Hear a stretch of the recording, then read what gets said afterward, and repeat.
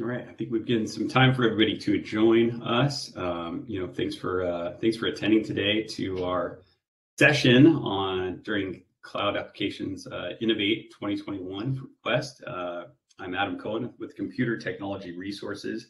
I'm joined by Nagaraj Dhanasri from the Trade Desk, and we're going to be talking today. Everybody, I'll keep my screen and myself off, but just wanted to say hello so you can put a face to the name really quickly. And we'll be talking today about staying ahead of Oracle's ERP Cloud's quarterly updates. From here, I'll just allow Nagaraj, you can introduce yourself.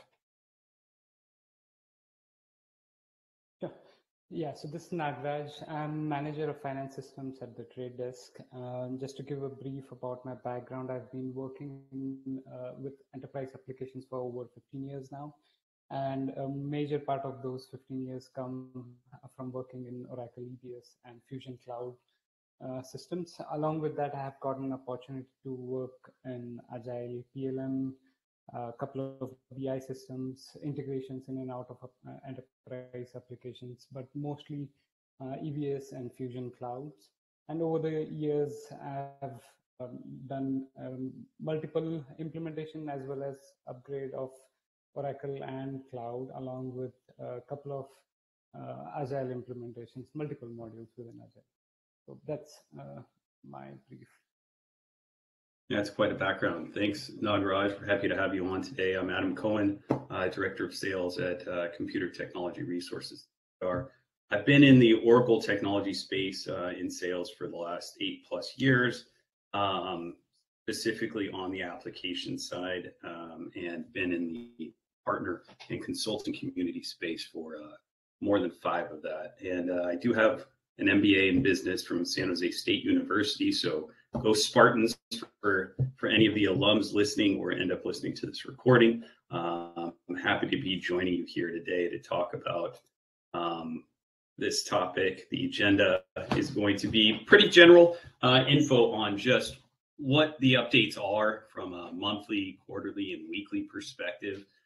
Then we'll go into the Q&A with Nagaraj as far as his update process goes. And then we'll do a Q&A all together. The Q&A, as is mentioned in the chat, is actually on your little side screen here. It'll be on the right-hand side if you open it for all attendees. There should be a Q&A button. Add your questions there. I'll be able to answer them at the end of this, so just keep compiling them. There's also a place there for polls. I've got a couple of those coming in. And so the first one is going to be, where are you in your cloud journey? I'm going to launch that poll right now and allow people to answer it. There's 4 options there. If you're planning, if you're in transition, you've kind of gotten into the cloud, but you're not so sure about things, or everything's going smoothly. You can answer to the best of your ability there. I'll close that off in just a second here as we go into the general info, but this will also help you become familiar with that sidebar. And again, if you put the questions in Q&A as opposed to chat, it'll be easier for us to address them later. As far as the general information goes, when we look at Oracle's cloud and taking on Oracle's cloud as composed on premises, it's really based on that principle of continuous innovation. One of the things that you're really gaining from going with a cloud product like Oracle's is that constant innovation, those quarterly updates. In just ERP alone, 100 new functionalities could be deployed. When we say just in ERP alone, it could be, you also have supply chain management, HCM, CX, and other portions of Oracle's cloud. And those will also introduce new functionalities every quarter. The way this compares in frequency, I know that some of the people that I've talked to from on-prem, they wouldn't update every maybe 2 to 5 years or so, and those cycles could take quite a long time. 12 to 18 months for those deployments and that project to last. Nagaraj, you mentioned earlier you came from an on-premise life. Previously to joining the Trade Desk. and coming on here. What does that look like? Were you just the sheer volume? Did it seem like a lot? Does the quality seem pretty well? Overall, just kind of tell me a little bit about your experience with the updates in the cloud to date. Yeah, the quality of patching is pretty solid. Not run into, we've had a couple of hiccups here and there, but nothing like a major showstopper, which we couldn't resolve in time. But otherwise, also it took me a while to get accustomed to it, have our processes aligned for a quarterly patching, testing, business alignment standpoint.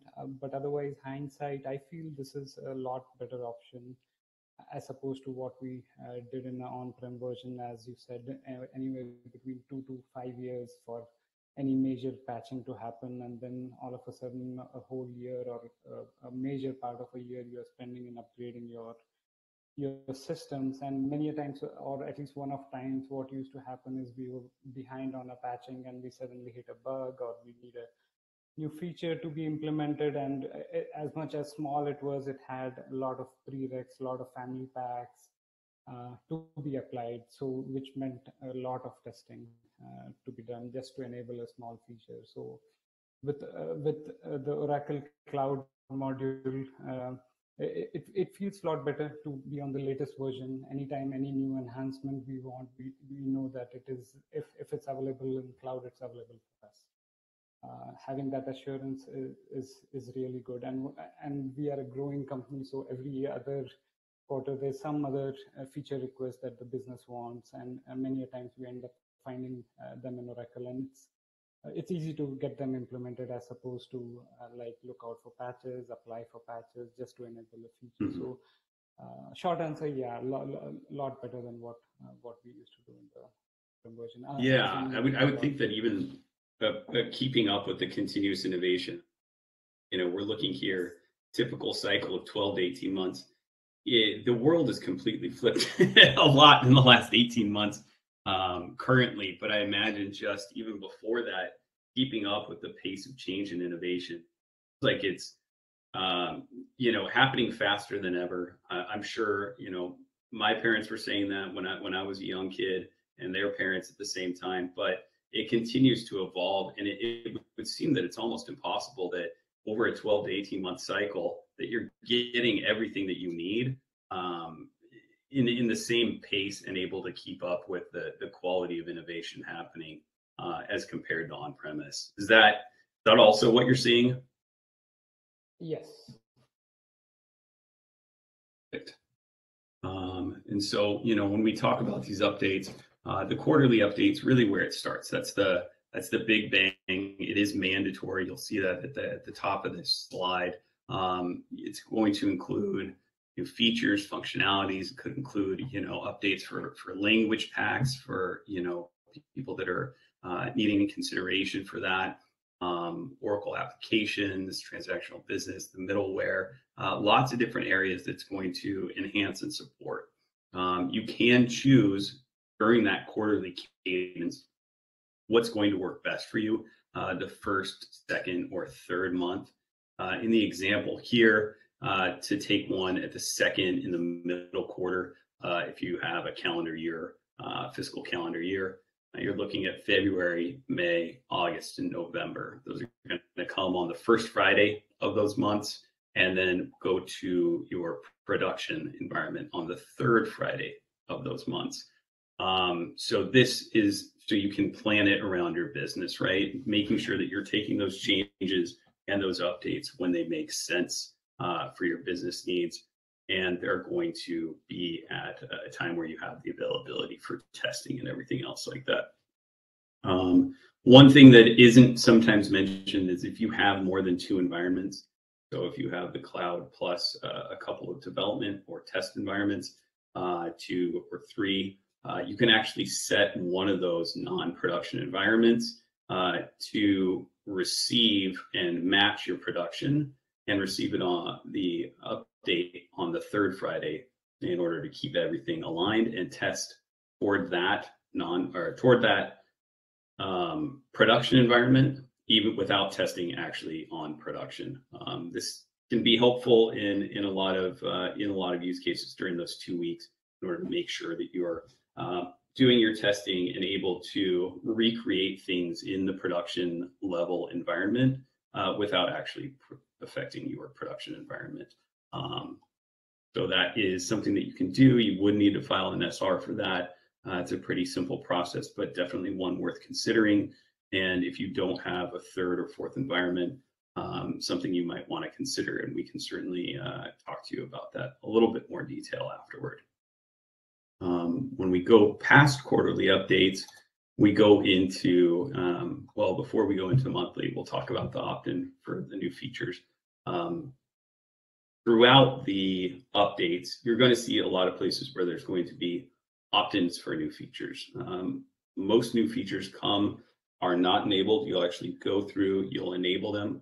To figure out what that looks like, you can go through and read the readiness documents. I'll show a couple of screenshots on what this looks like for you and where to find that information from this link. You can type this in, overview.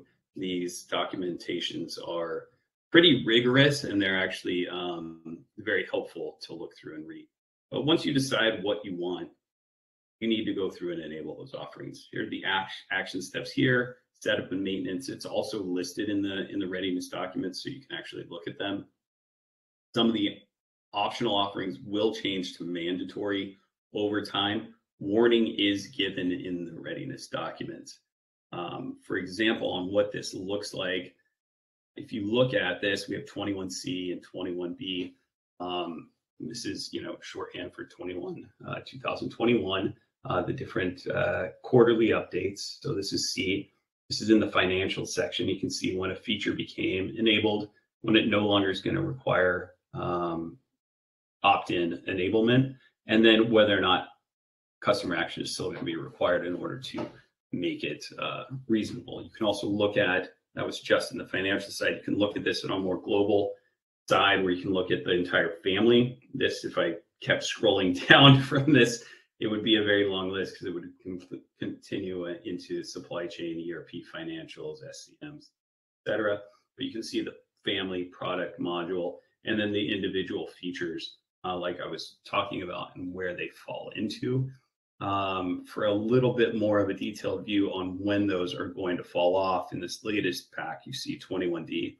But in column B here, on the right-hand side, you can see that in 23A, it will no longer require opt-in. So that's in the future, if it's not going to, there would still be customer action for that.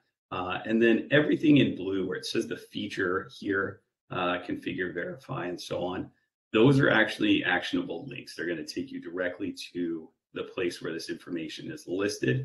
And those will then offer you steps to enable, tips and considerations, and then some impact overview on this. So this is thoughtful documentation for your consideration. Again, each feature is going to have these.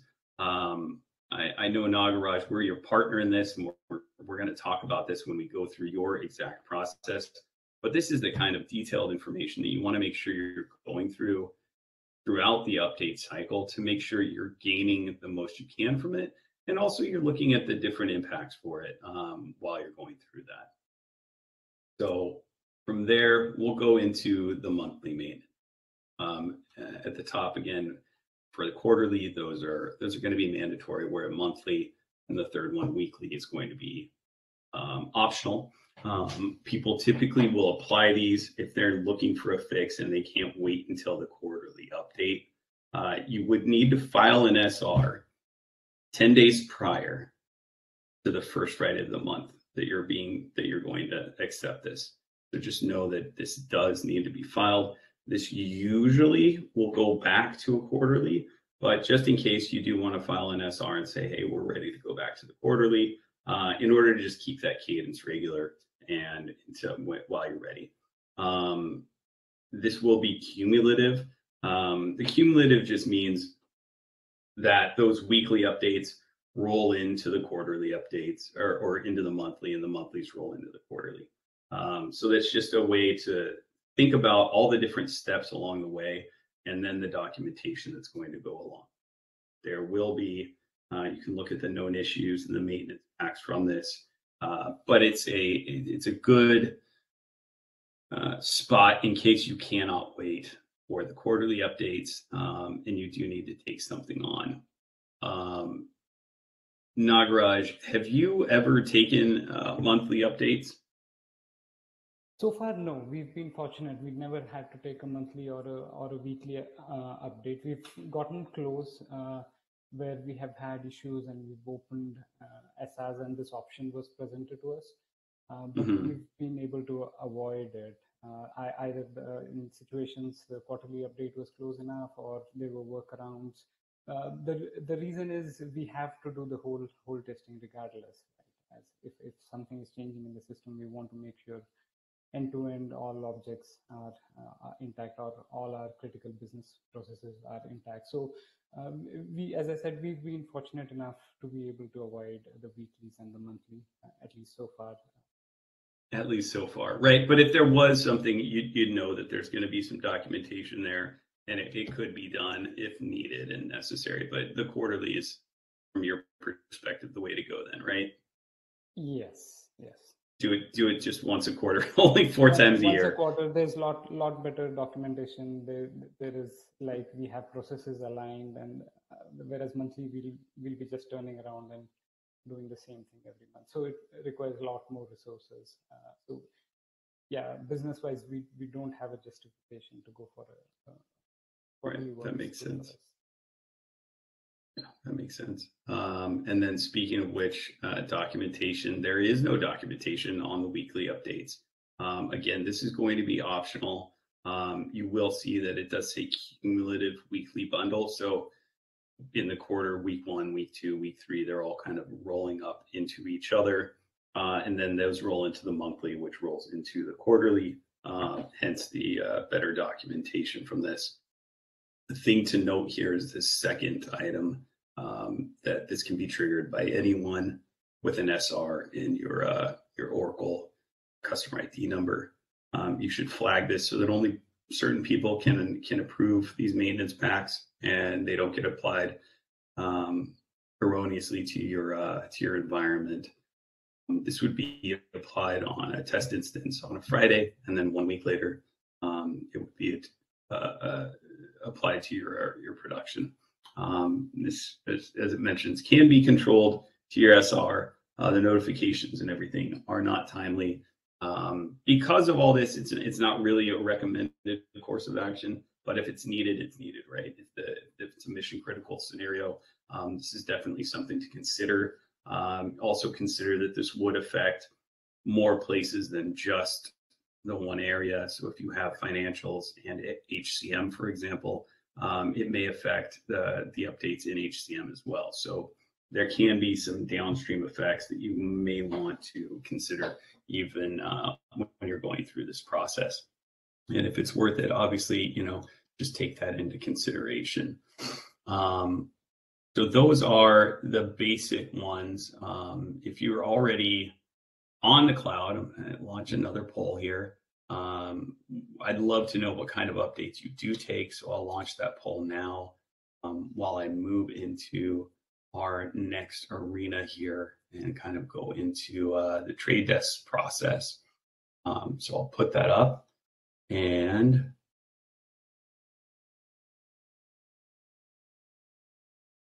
then we will go into a few different things that are key to the trade desk process. First and foremost is really looking at those cloud readiness documents. There's some links here for ERP supply chain. You can dive into the different modules underneath that as well. And you'll see under the different sections, new features for each quarterly update. Prior release information is here. You will get notification from Oracle that these release readiness documents are available prior to the quarterly update, which can be, I think, very helpful, obviously, to review. I've shown some of the reasons why to look at it just from even just the basic opt-in perspective, but what those effects might be when you're doing it. And thank you to everybody that answered the poll.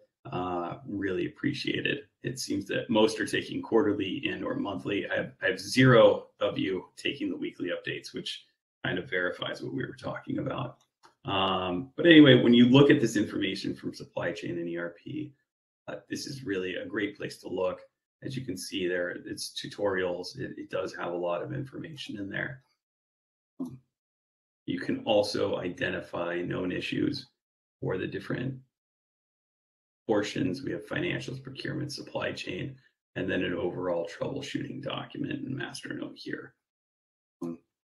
These are just, again, just a lot of resource, a lot of knowledge base that you're going to be getting with those quarterly updates and places to consider. The heart of our conversation is really around the update process at the trade desk and how they're doing this. What we would consider a best practice flow here from B beginning to E the end. You can see that we do have a little bit of a legend here from the steps being performed by the trade desk only, trade desk and CTR together, CTR portions, and then Oracle applying these updates to the test and production environments. Really going through and developing these is really starting with the release and review of readiness documents. Nagaraj, we do this in a pretty regularly scheduled meeting, right?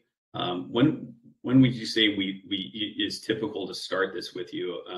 Is it after the instance gets applied by Oracle, or is there pre-work going on? Tell us about what you're doing. There is pre-work going on. So basically, a week or two ahead of the patching, we receive the compiled documentation from the CTR team, and they have done some homework about, okay, what is coming as a part of the next round of quarterly patching.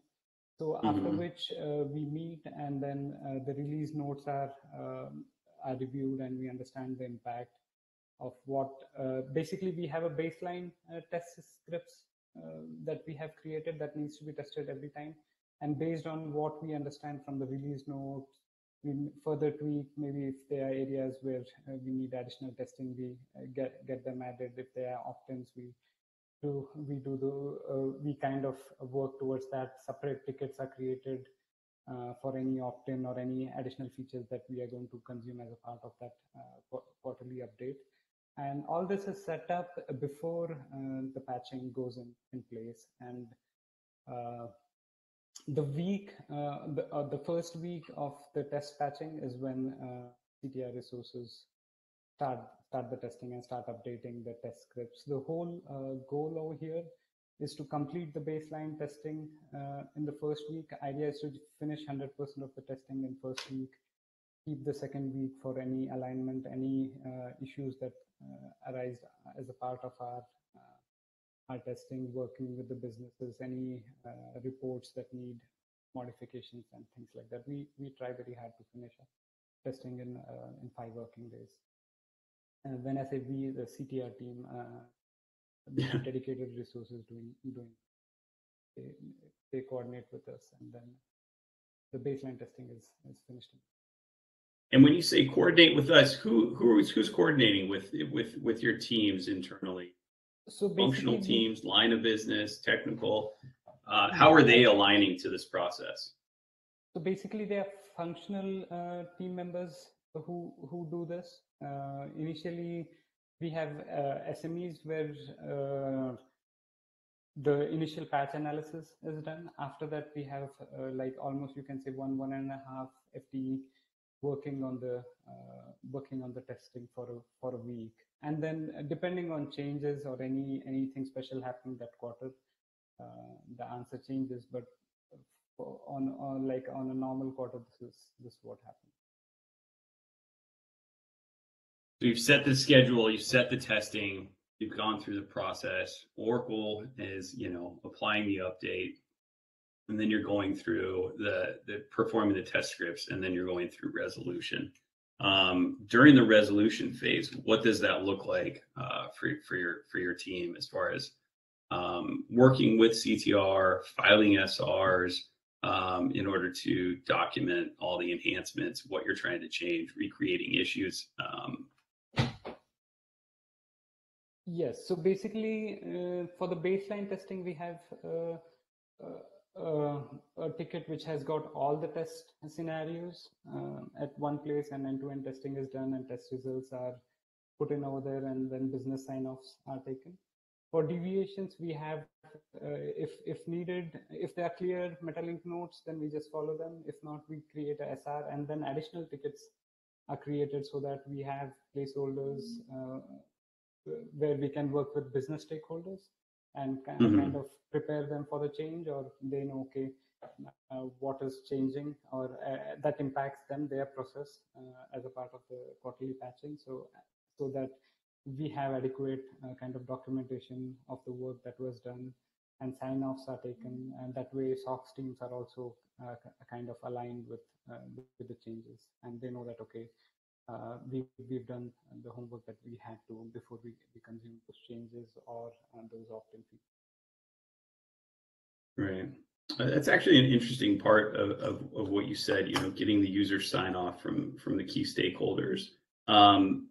Compared to applying and making changes from on-premise in this scenario, what level would you say is change management coming into play here? Is it pretty minimal as compared to on-prem, or is it somewhat the same? Yeah.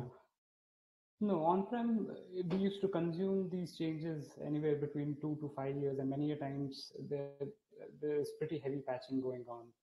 So the testing, as unit testing, we used to do it many times, and even the first round of testing, we used to do it.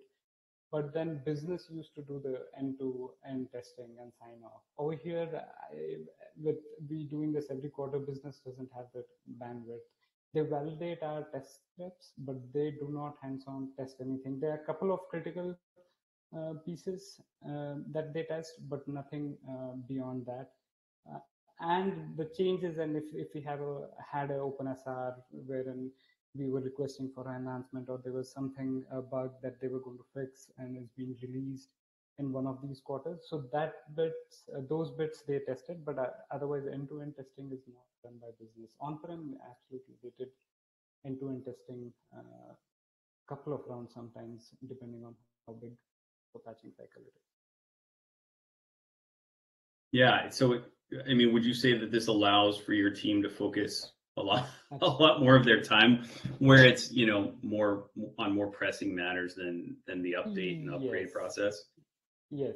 Most of the time it is happening in the background. Many quarters have been very, which is what the business wants, so they can focus on their projects, priorities, and this is not a major distraction to them. Yeah, perfect. And then in the testing phase, you said you had about 1 to 1.5 FTE for a full week or so. Overall, throughout this updating process, roughly, what does it look like from an FTE perspective, and the number of people that need to be involved with this update? Even though you are working with a partner, but internally, even working with a partner, what does that look like on a time and effort basis? Maybe another half FTE from a company standpoint, because most of the heavy lifting is done by our partner. Yeah. But again, just to clarify, our footprint is just financials and a couple of integration. Most of the integrations going in a financial module, so we do not have supply chain or CRM module. So if you have those modules, yeah, you'd be looking at different numbers. But I wouldn't add more than a half FTE of TTD person on right. normal quarter. We've had issues here and there, Mm-hmm. wherein the answer changes for them, but otherwise, if it's like business as usual, nothing more than that. Right. That makes sense. I mean, compared to, again, I kind of like to compare this to the on-prem thing. You're really taking these updates in, and you're gaining this new functionality within a few weeks every quarter, right? Just a handful of weeks, not a ton of impact on the business as far as like a time perspective from your team, from the trade desk team, as compared to taking on something and going through a full update process, which is, you're pushing that off year after year. Then you're going through it in such a large fashion. This is happening kind of quarterly, but it almost feels like to you it's happening in a somewhat of a near real-time fashion as far as business speak would go, in that it's happening quarterly. It's not so disruptive that it's happening all the time, but it's getting you the new skills and abilities in the programs that you need and that the line of business is asking for and the key stakeholders. Is that fair? Yes. Perfect. And then from this, what, from the quarterly update process, you're talking to somebody at the conference, and they're saying, hey, what would you give me? You guys are on the cloud. We're thinking about going to the cloud. From the quarterly update process, what would be your 3 top tips or so for somebody to move into this? What do those look like now, Raj? Yeah, I would say having a baseline test scripts of business critical. Every company operates differently, so what is critical to their business? Having a baseline, establishing that test script is very important. Again, it's an evolving thing based on their personal learnings or how their patching goes through. But having that baseline is critical, what I feel. Sitting and reviewing the Oracle notes, understanding the upcoming changes, and kind of assessing their impacts and making tweaks to those test scripts accordingly is going to be equally important. And lastly, I feel unless they have a big enough team internally, working with a partner would be beneficial. At least it has helped us immensely. Because there's a lot of synergy over there. These are common patches pushed in industry-wide. It's not very specific, or we are not trying to resolve a issue over here. It's the same set of patches given to all customers out there. So at least for us, we've been bailed out a couple of times because of that, because you guys have been able to find issues which might impact us ahead of time. So it's been mostly uneventful. We know that, okay, there's something changed in the GL interface. We need certain changes, and based on some other client, at least once we know that there was something impacting the check printing, we were able to retrofit that. So that is learning it hard way. Is like, especially with the quarterly patching, having direct business impact is not fun at all. So there is definitely synergy over there. Unless you all have a dedicated team which just does this, it makes sense to work with a like certified partner, tap into that synergy. Yeah, those are a few things that come to mind. No, that's great. I mean, it's always important to kind of get that fresh perspective of just like, hey, if you can, get a little bit of help over the top so your personnel can do the things that they're best focused on. And, as possible, keep these, considerations for test scripts, reviewing and assessing, tweaking as necessary. But also, you're right, a lot of these tests and updates are not, they're not the trade desk specific. They are specific to the product, and there are features that are needed throughout, and they can affect lots of different things that you might not think of, where a generalist that is not the trade desk, right, they can look at these aspects from a different lens than yours, might be able to help pull that view into you and say, hey, this is actually where this fits in and how it could be important to you and how it would impact your business and what you've been trying to accomplish. And especially if they're familiar with a lot of the SRs that you've been filing or the requests for new feature sets that you've been seeing, they might address them, maybe not verbatim, but in effect, be able to address them. Is that kind of what you were thinking? Absolutely, yeah. Perfect. All right. Well, Nagraj, with this, I'm gonna, start to kind of wind this down and talk about CTR a little bit and go into the Q&A. So if anybody has Q&A, please address it where you've been answering the polls. Just to the right of that, you'll see the chat, the polls, and then on the far right, a section for Q&A. Feel free to type in your questions if you have any. I think we've been pretty thorough on this. To end this out, is there anything else that you wanted to mention about the update process to date and how you've come to it, and anything that you wish maybe you'd known before when you started on this update path and working with the Oracle Cloud that you want to mention?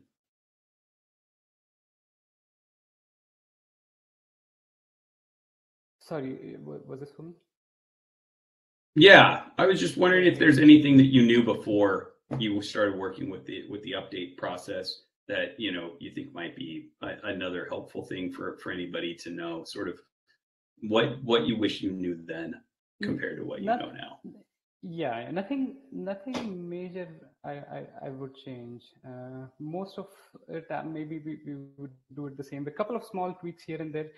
Basically, staggering we have two non-prod environments, and we've started looking into now kind of staggering their patching apart might make sense, is what we think. So that way, anytime we are testing the patches, we don't have to go and compare it against a production or bother business users to kind of test and see the production behavior versus non-prod. So we'll be a lot more independent, or we can recreate an issue in a non-production environment. That was one thing we've started fiddling around. And other thing is we learned actually during the testing processes, many times we discount custom objects or like custom OTBI reports or DSS reports we have built. But one thing we've noticed that if they are using standard Oracle provided data models, it makes sense to add them to your quarterly testing. Because we saw that we discount the custom objects thinking that, okay, table structures don't change with the quarterly testing, and many times it's like all your code, so not much can break. But if you're using standard data models, it makes sense to add them to your testing because Oracle can change that, and we had one or two incidents. So we've started including them. So other than that, I wouldn't do anything drastically different. That's great. It's super helpful. Those are, I think, a couple of key points that we didn't pull out of the conversation earlier. So I really appreciate you putting those in here and your time in speaking about your process at the trade desk. Thank you very much. Really appreciate it. The last poll that I'll launch is coming up now on just how mature is your cloud update process, right? Do you go with the Hail Mary approach and hope for the best? You don't look at the opt-ins. You don't really read the readiness documents. It's like, sure, it'll be fine. All's well that ends well. And then, we'll make do with trying to tweak some things as they come along. Do you just test for the critical processes, ignore the opt-ins, or do you go through a robust process, kind of like what we discussed today? Or if you're not in the cloud yet, maybe it's not applicable to you. You can certainly choose that as an option as well. I'll leave that open while we just, talk about computer technology resources. Talked a lot about the trade desk. We are a Oracle Cloud Excellence provider. You can see a select group of our cloud providers and some of the cloud companies that we have that will be looking towards the cloud. We've been around for well over 23 years here, established since 1998. Locations and support globally. We have many resources, a lot with more than 15 years experience. It just helps our clients and clients like the trade desk get the most out of their communications with this. As a boutique firm, we do really pride ourselves on being very customer centric, and our focus is 100% on our clients. Specializations, obviously we've been talking a lot about updates and upgrades here today. That's certainly part of it, but all of Oracle ERP Cloud, on-premise, integrations, data analytics, managed services. And then if you're not sure what you're doing today and you want to get a look and a fresh opinion, doing a health check and a system audit can honestly be a great way to go about that and get just a nice baseline understanding of where you're at, where you could be, and what you could be doing in the future, and start building that roadmap. Even if you're on the cloud, you might be looking at different modules or different cadences for taking along the updates and upgrades. Happy to help there as well. We're also thankful for our partners at Quest for bringing us in here. A great community. Obviously, you're all involved in it already. I don't have to tell you, but be sure to check out the forums and the rest of the sessions throughout INNOVATE, and also just look at the different content that they have available to the Oracle community from the cloud and their on-premise parts. Here, I'll turn it to Q&A. You can also reach out to Nagaraj or I for more questions or information. Nagaraj is at the trade desk. I'm here at CTR Inc. And I am looking to the chat and to the Q&A. I don't see any questions right now. So I will end the poll. And if somebody wants to put a question in there, I'll give it a minute or so. Otherwise, we'll start closing this down. All in attendance for joining, and Nagaraj again for being such a gracious guest. Oh, no problem. Thanks, Aaron. Thanks for all that. Yep, you're very welcome.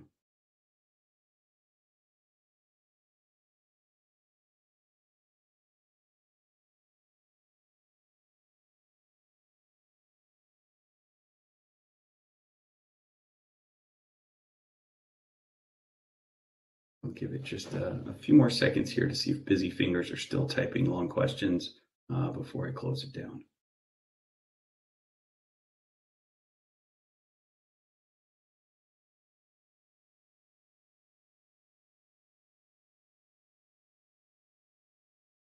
Right, it looks like we've solved everybody's questions. I think we were pretty thorough in this. Again, follow up on email to either one of us if you do come up with any other questions, and we'll certainly get back to you in a very quick manner. Enjoy the rest of INNOVATE.